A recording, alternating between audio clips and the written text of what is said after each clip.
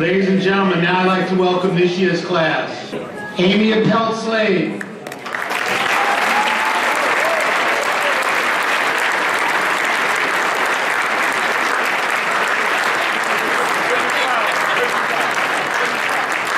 Bobby Cummings.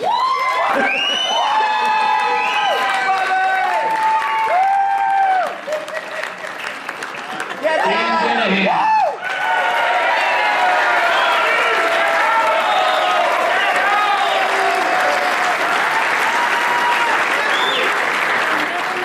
Adam Donegan.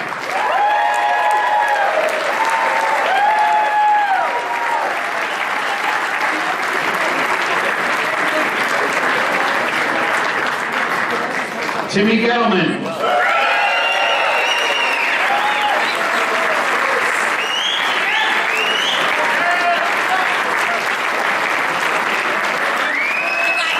Aaron Elby Davidson.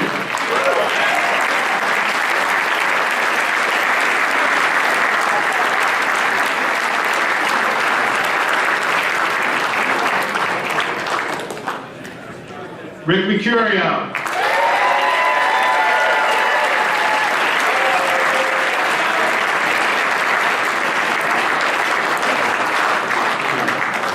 Jack Moran.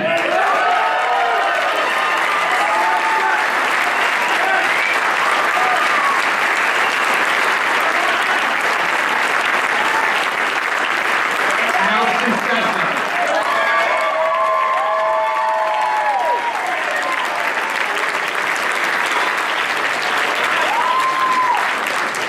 Nikki Polanco.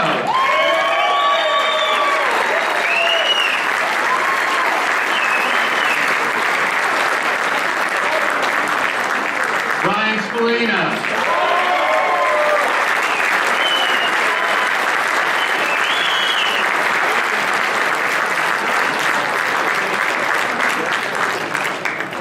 Tommy Zummo.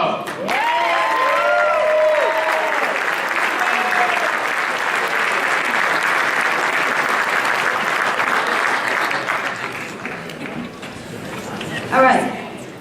He was very patient being the last one this evening, and I'm sure with that last name that starts with Z, he's used to it. To quote Tom Zummo, his path to the Lacrosse Hall of Fame has been anything but typical. He started playing lacrosse after being cut from his school's baseball team. Tom Zummo was a two-time All-League, All-County selection at Islip High School. He continued his collegiate career at New York Tech under the Hall of Fame coach, Jack Haley. Tom went on to be four-time All-American and a two-time NCAA champion.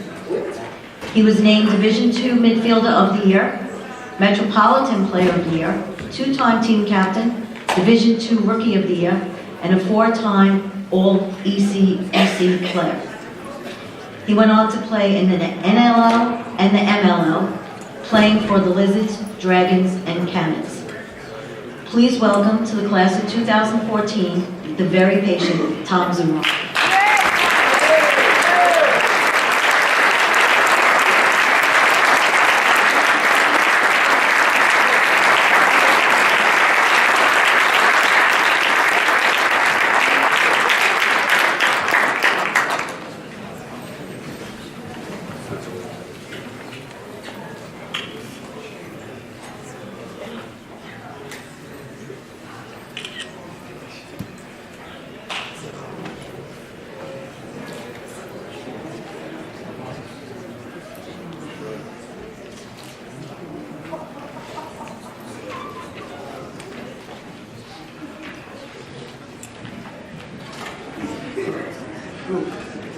Yes, I am used to being last.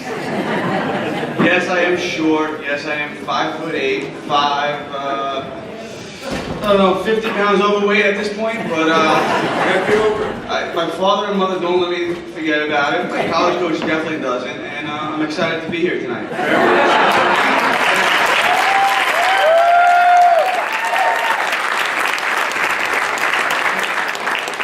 I promise I'll be quick, because I don't think there's enough classes left for everybody to be here. So, it's kind of funny how my lacrosse career started. In 8th grade, I went out to the baseball team. I was a pretty decent baseball player. Pretty good center fielder, tracked down a lot of fly balls. Just couldn't get the ball out of the infield hitting. I could bunt and steal like the best of them, but apparently that wasn't good enough. I remember getting cut that day and not seeing my name on the list, and crying in the locker room like a little baby. Fortunately, my middle school lacrosse coach, Coach John Ferrara, who was my wrestling coach at the time, came up to me and said, "Listen, son, I'm going to change your life forever." Man, was he right. That night, called my parents, my mother, said I was going to be a soccer player for life, even though my football coaches wanted me to play. And said, "Listen, your son's going to be a lacrosse player." And she finally signed the form and allowed me to try out. And from that point forward, it's history. My JV coaches, my varsity coaches at Islip High School, Coach Keith Scheidel, who I have the pleasure now of coaching and helping out with at Islip High School, Coach Rich Rocroft, Coach Bruce Babenzine, and Coach Dennis Wandel.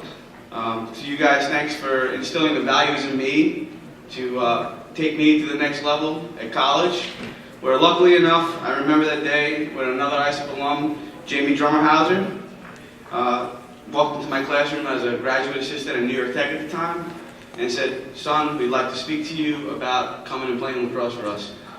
When I tell you my family was blue collar, my father's a used car salesman, my mother was a cafeteria aide, I didn't know where I was going to go to school. All I knew was that I would hope my parents would be able to help me get through it. So when Coach Cayley and Jamie Drummerhauser afforded the opportunity for me to go play lacrosse in New York Tech, I remember they popped in a video that day, and they played a video of another Islip alum, Joseph Brock, who's here tonight, and said, "I think you could be this guy right here," which is a privilege in its own. For those that don't know who Joe Brock is, he is one of the smallest, yet smoothest lacrosse players any of us will ever have the opportunity to play with. You know it? Alright, so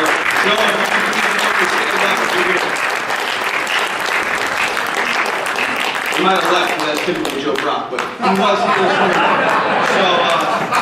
this afternoon and this evening. So for those that don't know, Joe is an MTA police officer. He dedicates his life to protecting ourselves, and I afford a lot of opportunity that I have to him. I'm actually probably standing up here because of him, because he is definitely an influence in my life. You had to go to work. He did have to go to work, I believe it. So, moving forward, at this point, I got the opportunity to meet Jamie, and like I said, Jamie's son AJ now plays in my organization, travel organization, and I'm going to get the opportunity to watch Jamie grow up to the person that I wish I could be if the opportunity to play the level at 3rd grade. Since I didn't start playing until 8th grade, so some of these kids have already played more than I have. From that point forward, I've got to play for some incredible coaches at New York Tech, some of which Bruce Casagrande, also known as Bruce Big House Casagrande, Ken Brochart, another Division II standout who now is an assistant coach at the University of Michigan, Coach Bill Dunn, who coached for the Long Island Express, played at Cortland, standout there, and is now one of going to lead New York Tech to its Division II championship this year. George Shearing, Yorktown and Northport standout, Bob Calabretta, Adam T. Hopkins, and Tim Tuttle. Thank you all for teaching me every day how to become not just a great teammate, but a better player and a better student. I've always learned to become a better student than a player because, as we know, life lessons are taught every day on the lacrosse field, not only the lacrosse field, but every other sport field. And those are the things that make us the people we are today. Coach Cayley, at this time, I'd like for you to stand up for me, please.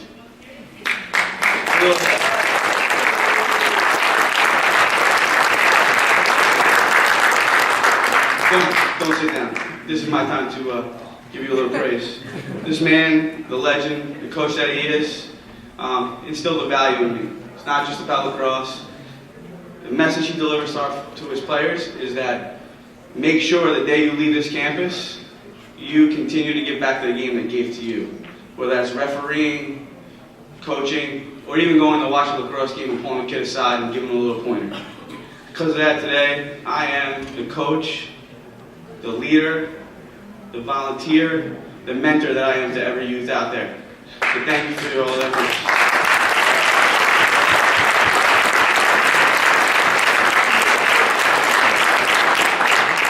I'm not sure if he's still here. I know he has his children with him today, but to Jim Ulet, Jimmy Muley was someone who gave me a shot, and that's a lot. Coach Cayley, politician his way, even though he's not a politician, he politicked his way to help me get my chance in a shot in the MLL. So to Jim Muley, thank you for listening to Coach Cayley and giving me the opportunity to play for the Long Island Lizards. And by the way, that team has had some of the best players that you guys have ever seen this.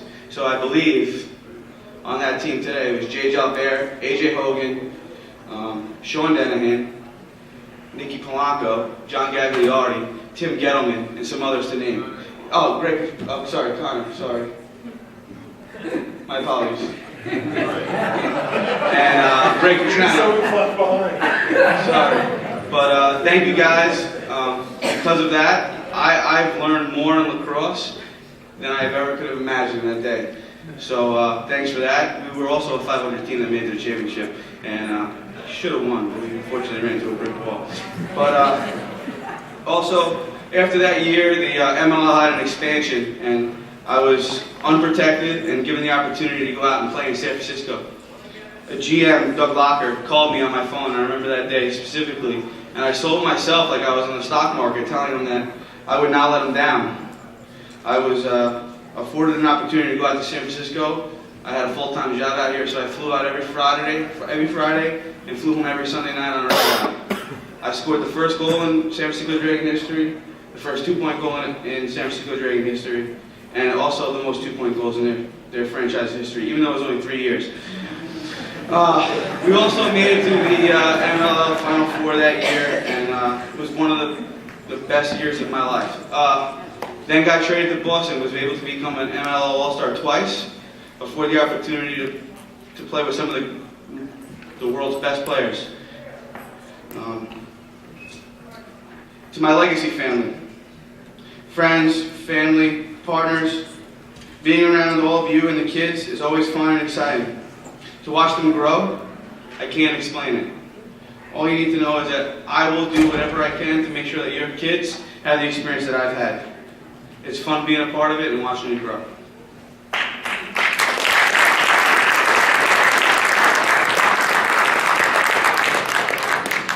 Mom and Dad and my sister Nicole, thank you for everything. I probably don't say it enough, but I love you all.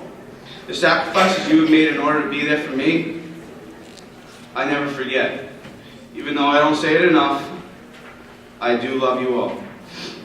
I know I'm not a pleasant person to be around after games, even when you pick me up from a red eye and you ask me how it was because you had to watch it on Dish because I was in San Francisco, and Dad, yes, I know I'm not pleasant, and I always yell at you because you got to stay in the lane, and then that was it. You'd ask me how many goals I scored, and I said it wasn't about that, Dad. It was just about I just want to get home and take a good night's sleep. So I apologize for being a cranky human being, but always being there for me. My father's the type of guy that if it was me starting my coaching career coaching at Deer Park High School, or just playing in a pickup game at Hop Hop High School, he would be there watching me, cheering me on. And he would never, my dad doesn't know, to this day I swear, if he threw a flag, I don't think he knew what it meant. But he was there to tell me that either I sucked or I played well, and that, you know what, I'm either fat or skinny, that's it. So, please thank you, Dad, I love you. And Mom, all the things you've done for me, I can't thank you enough for the sacrifices you've made in my life to make sure that I've always had the best equipment, the new cleats, the white socks that match the white cleats, because if you wore black, you weren't looking fast. But you were always there for me, and I appreciate it. Thank you.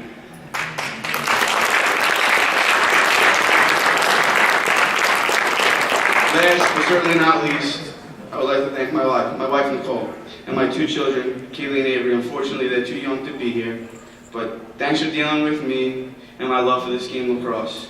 I know you don't understand it, and I know it's not easy, but I appreciate the fact that you trust and envision where I want to go with it, day in and day out, and understand the person I want to be. It's not about me, it's about the children I touch, and to watch them move on day in and day out. This year, and last year, we've got to see my first player that I've coached get drafted to the MLL and be a standout, Kieran McCardle. This year,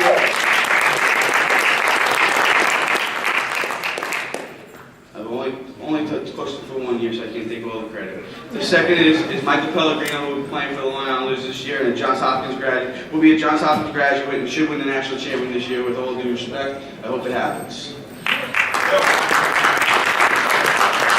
So with that being said, I can't wait to see the next generation of players that I've got the opportunity to touch stand there and forge their legacy and take place on the Long Island Lacrosse Hall of Fame. So to everyone, thank you and enjoy your night.